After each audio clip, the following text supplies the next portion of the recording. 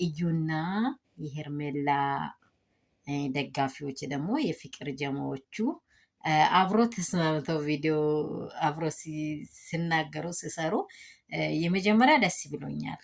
የሰው ልጅ ይገናኛል የትም በኩል በየትኛውም መንገድ እንደሚገናኝ አይታወቅም። ሰው ክፉ ማውራት ምንም ጥቅም የሌለ እንደሆነ በእነርሱ ማየት እንችላለን። ገብቷቸዋል። ብዙ ሰዎች ተፋልሟሉ፣ ብዙ ሰዎች ተጣልተዋሉ።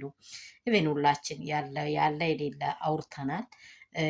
በተለይ የሩታ ፋሚሊ አንደኛ ሩታ የልጅ እናት ስለሆነች በጣም ብዙ አውርተናል። ብዙ ጉዳት እንዳለው ይሄ ፔን ላይ ሄርሜ አትግቢ ብለን ብዙ አውርተናል። ብቻ ሄርሜላ ዛሬ መልካም ሰርታለች፣ ሩታ መልካም ሰርታለች ለማለት ፍርድ ወንበር ላይ ለማስቀመጥ ሳይሆን ሰው እንዲህ ነው።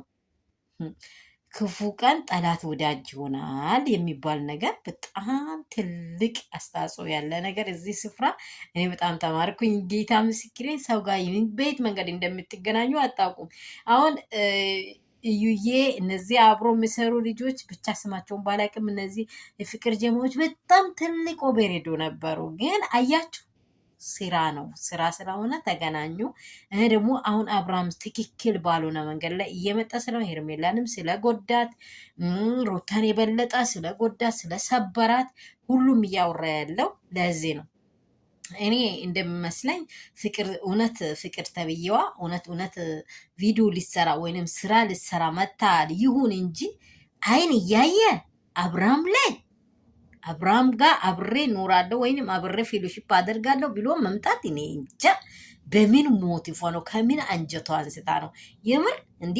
እዛ ጋ አንዱ ልጅ እያለቀሰ ነው፣ እንዳ ጋ አንዱ ልጅ ሞቷል፣ እዛ ጋ አንዱ ተቀብሯል። ኧረ በስመ አብ! እኔ አብርሃም ውይ፣ ለልጆቹ ብቻ ትጠየቃለህ። ሌላ ነገር ከዚህም በፊት የሚያወራው ይሄን ነው። ትጠየቃለህ፣ ዛሬማ ትጠየቅ። እንደዚህ እየዘለልከው ስጋ ሁሉ ፍራሽ ነው። ኃጢአት እየሰራህ ነው ያለው፣ ኃጢአት እያስፋፋኝ ነው ያለው።